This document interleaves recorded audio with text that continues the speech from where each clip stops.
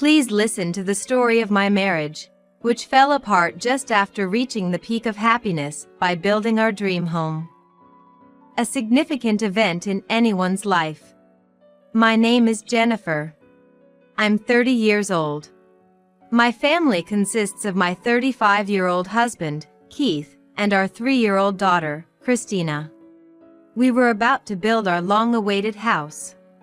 Mentioning this often brings reactions like, "Wow, that must be nice. Your life seems so perfect and happy." However, that's far from the truth for me.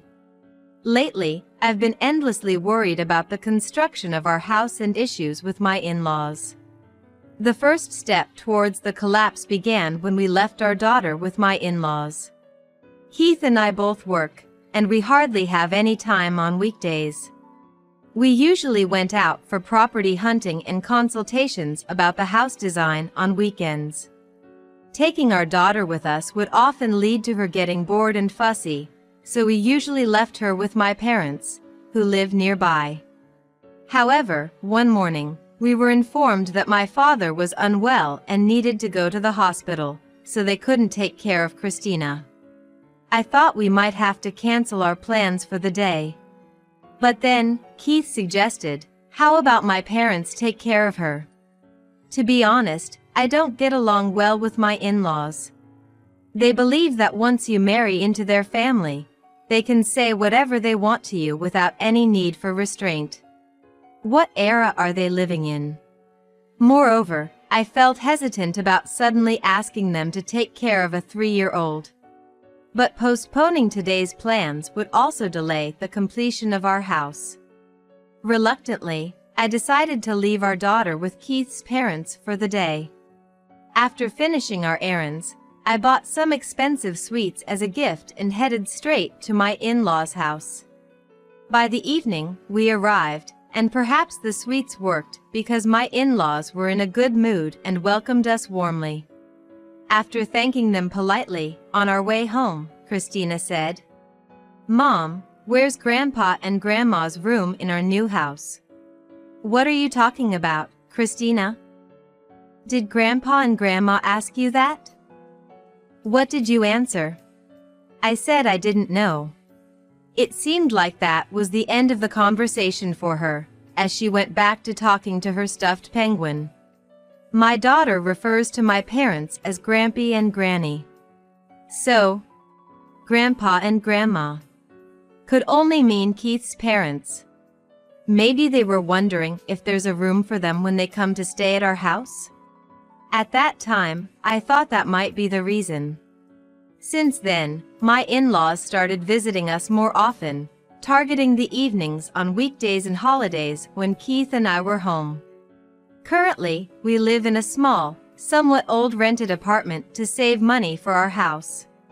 Whenever my in-laws visit, they immediately make themselves comfortable in our dining or living area and start asking to see the plans for our house under construction.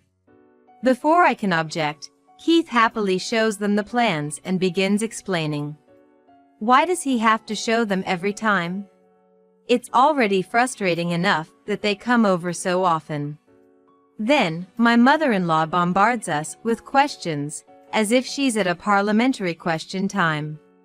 And it's me, not Keith, who has to face these questions. It feels like there's a speaker somewhere calling out. Mother-in-law. Looking at this blueprint, the kitchen's location seems impractical. Please change it. There are too few guest rooms, add more. Everyone finds guest rooms comforting as they age. Also, having only one kid's room won't be enough if you have another child. What are your thoughts on combating the declining birth rate? I'm sorry, that last part was a lie. Thankfully, I haven't been grilled about measures against the declining birth rate. Now, it seems it's my turn to answer. Jennifer. Based on a mutual agreement and proper procedures, we've already consulted with the contractor and started the foundation work. It's no longer possible to change the layout, so please understand. I responded with slight anger. This led to more probing questions about furniture and appliances. My mother-in-law claims to be a professional when it comes to houses. As someone with many friends, I've visited various homes and thoroughly observed different rooms. I can easily tell a comfortable room with good furniture. This house, this room, is just wrong. It will drain your luck and work won't go well. Terrible. To claim to be a professional, yet so critical. My mother-in-law was so insistent that, half-jokingly, I started to say, then how about we make it a duplex and split the costs? Just kidding. But my parents-in-law were furious. Are you asking your parents for money? You ungrateful child. A duplex?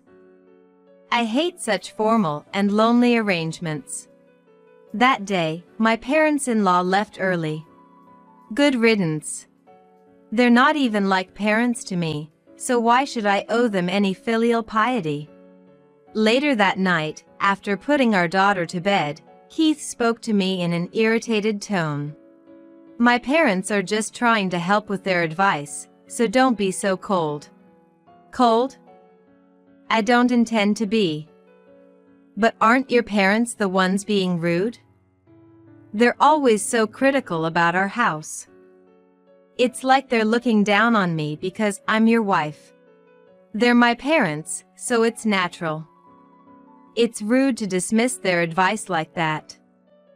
You're heartless. Cool off and think about what you've done. After that, Keith turned away and refused to speak further. Sure, they're his parents. But we're a separate family. And we haven't received any financial help from my in-laws.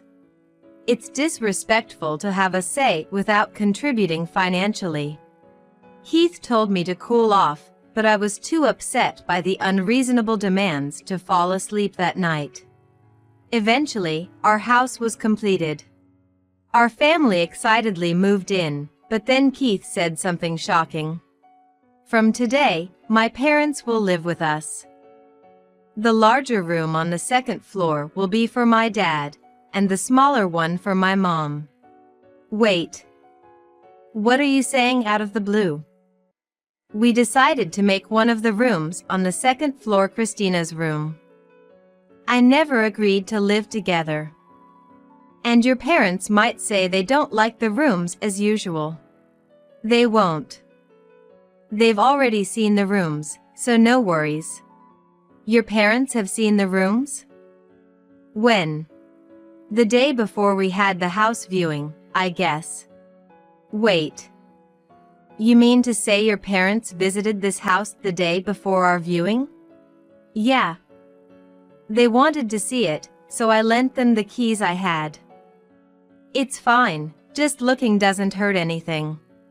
Keith, seemingly annoyed that the conversation had dragged on, went back to his unfinished task of setting up the TV. Just looking doesn't hurt anything?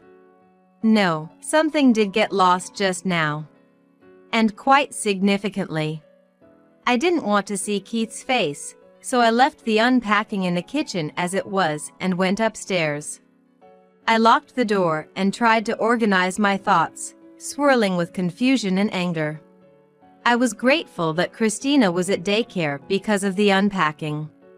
It gave me a moment to be alone and think. Keith's sudden declaration of living together had completely exhausted my patience with him and my in-laws. I couldn't stand another second with them. But we had just made a huge commitment by buying a house together. I needed to think calmly and carefully. To distinguish between what should and shouldn't be said for the sake of my and my daughter's future. Locked in my room, I deeply reflected on the situation, waiting for my in-laws to arrive. As Keith had said, my in-laws arrived after noon with a truck loaded with moving boxes. At least come out to greet us. You lack basic manners.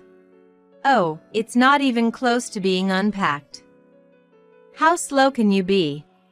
After complaining for a while, They entered our new house as if it were the most natural thing. Listening from the second floor, I went down to the entrance. Father, Mother. I wasn't informed about living together with you two. My opening remark came out colder than I expected. My father-in-law, seemingly irritated by my tone, quickly started to blame me. I told Keith. That should be enough. No, it's a problem. I only heard about your intention to live with us this morning from Keith. And I have no desire to live with such disrespectful people. What did you say? Keith agreed. You, a mere wife, think you can defy your husband? Exactly. Such a presumptuous wife. If you don't like it, why don't you leave, Jennifer? This is hopeless. I've always thought this, but our ways of thinking are too different, making conversation impossible. While I was silently contemplating my response, Keith rushed over in a panic. What are you doing, Jennifer? Don't start a fight with my parents. A fight? This is hardly equal.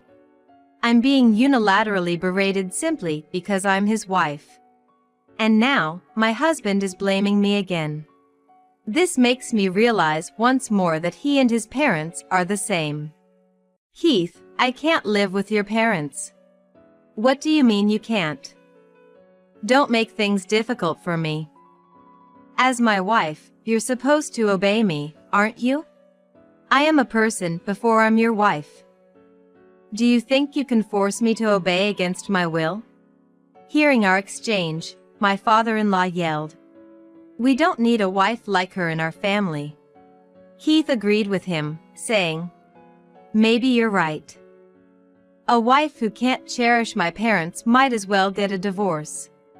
Just what I was waiting for. All right. Then, let's get a divorce. I stated it clearly. A husband suggesting divorce. And a wife agreeing to it. I prayed that my smartphone in my pocket was recording our conversation. I continued with a hopeful heart. Since we'll be strangers, please return the $350,000 I lent to Keith for the house's construction costs immediately. What? They exclaimed in surprise, their voices filled with astonishment. Keith looked at me, his face turning pale, surpassing white. Unaware of the situation, my in-laws needed a detailed explanation. It seems there's a misunderstanding, but Keith hasn't contributed a single penny to the purchase of this house. This house was built solely on my savings because this man, with no plan in mind, had absolutely no savings. As a working couple, we agreed to contribute equally to our living expenses from our income and save the rest under our own names. However, he squandered his share instead of saving it. Hey, Jennifer, there's no need to go that far. It's all true. Yet, when it came to buying a house, you insisted on having it under your name. That's why I lent you the money. We have a loan agreement, so it can't be dismissed as if it never happened. This can't be happening. Leaving my stunned husband and in-laws behind, I quickly packed my valuables, clothes, my daughter's favorite toys, and clothes into a suitcase and a duffel bag. Carrying my daughter's beloved penguin stuffed animal under my arm, I loaded everything into my compact car and drove away swiftly, bidding farewell to the newly built house that was supposed to be our home. Then, I went to pick up my daughter from daycare and headed to my parents' house. They were quite surprised to see me suddenly appear at their doorstep in casual clothes, carrying loads of luggage. I know it's sudden, and if it's a bother, I can go to a hotel. Hesitantly, my parents quickly stopped me from leaving. I later found out that at that moment, my parents were worried I might do something drastic with my daughter. In reality, it was the opposite. I had sworn to protect her at all costs. I explained the situation to my parents, including my desire to divorce my worthless husband and to take full custody of my daughter, Christina. My parents promised their full support and suggested that I stay with them for a while. This offer was a huge relief to me as I was working. That night, I compiled everything that had happened between me, my husband, and my in-laws into a document. I also backed up the audio recordings of our conversations from my phone to my computer and an external media device. With these documents in hand, I visited several law offices using my vacation days and weekends until I found a trustworthy lawyer to formally take on my case. A week flew by since I left my new home, and on that day, after finishing work, I found someone waiting for me outside my company. It was Keith. Though I'd prefer to call him my ex-husband, we were technically still married. I was afraid of what he might do in a fit of rage, so I chose a public place, a cafe, to talk. I also didn't forget to turn on the recording feature on my smartphone. I asked him calmly, "Is there something you wanted to talk about?" "Yeah. It's about the house. I'm going to transfer it to you, Jennifer." "Can we call it even with the money then?" "Sorry, but I can't bring myself to live in that house anymore." "Your parents were there before us, right?" "Why does that little detail matter?" "It matters to me, so it's impossible." After saying this and taking a sip of coffee, I looked closely at my soon-to-be ex-husband. His hair was messy with strands sticking out, he had a stubble beard, and his complexion was far from good. He was wearing a suit, but his shirt was wrinkled, showing he hadn't bothered with ironing or dry cleaning. I couldn't help but think how worn out he looked, regardless of how he had been living. "Please, Jennifer. I can't pay back such a large sum of money easily. You knew it was a large amount when you borrowed it, right?" I even suggested that the house could be under both of our names or just mine, but you insisted it had to be your house, under your name. I thought I would be the homeowner. I didn't mean the divorce threat seriously. "Why are you taking it so seriously?" "I am serious. I've had enough, and I will definitely divorce you. It's not just about not having any prospects. I can't imagine living with such rude parents." "So, what now?" "Christina is waiting, so if we're done here, I need to go." "Wait. I will take Christina." His words sent a chill through me. When I got home, I asked my parents to be vigilant to prevent Christina from being forcibly taken away. A few days after Keith's visit, the daycare informed me that people resembling my in-laws had come by. I left work early and hurried to the daycare. Thankfully, because I had informed the daycare in advance, my in-laws were waiting in a separate room, and they hadn't let them see Christina. As I entered the room, my father-in-law immediately started yelling at me. "Give back our granddaughter, you thief." "Thief? What do you mean?" "I haven't stolen anything. If not a thief, then a scam artist. You must have earned that money through shady means. There's no way someone your age could have that much money otherwise." "No, the money I lent to Keith was all mine, earned fair and square. It was my savings, contributions from my parents, and a part of it was from a gift given by my grandmother while she was still alive." "A gift?" "Yes, every year they would transfer an amount that wouldn't incur gift tax into my account. That total, along with the money from selling my stocks and my savings, is the amount I had. I had no idea it was really Jennifer's money." "Didn't you ever consider giving Keith a living gift?"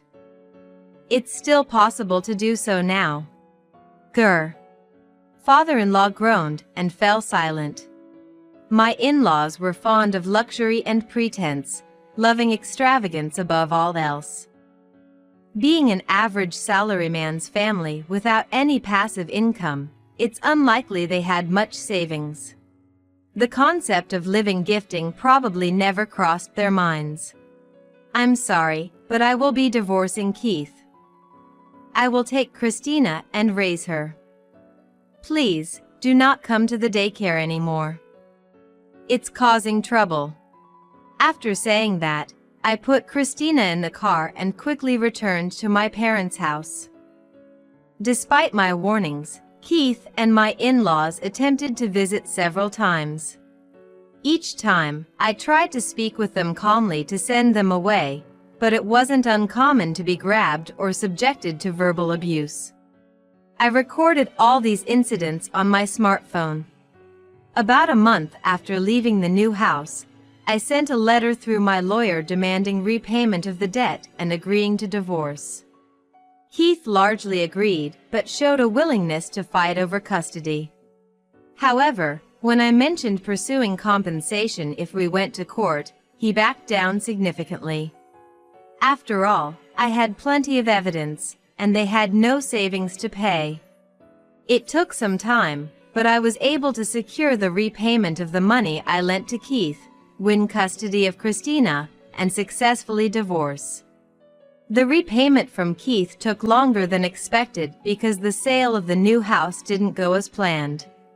Initially, I thought Keith and his parents would live there together, but they didn't. The reason was simple. Neither Keith nor his parents could afford the $350,000 purchase price. Keith had no savings, and even if his parents sold their old house, it wouldn't cover the amount. Eventually, the new house was listed for less than the purchase price and, after several price reductions, finally sold.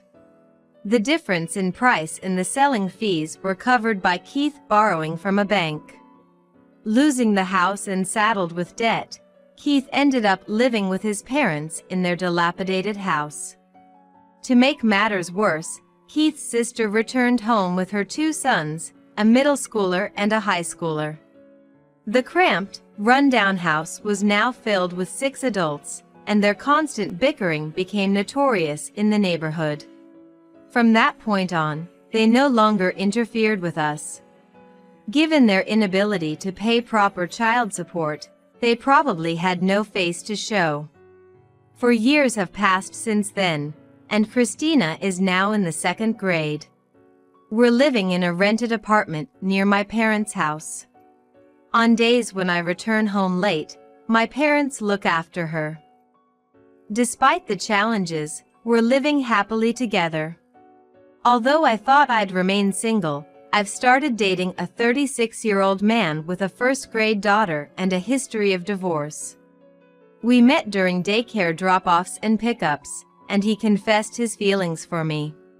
Recently, we've been going out as a family of 4. One day, Christina casually mentioned, if we ever build a house, it would be nice if all 4 of us had our own rooms, and we could have a dog. Those words touched my heart because the man had recently proposed to me. I've asked him to wait for my answer, considering our daughters, but my mind is made up. I approached Christina, hugged her small back, and said, "Yes, we should build a house again. This time, we'll plan it as a family, making sure it's a home where everyone can be happy."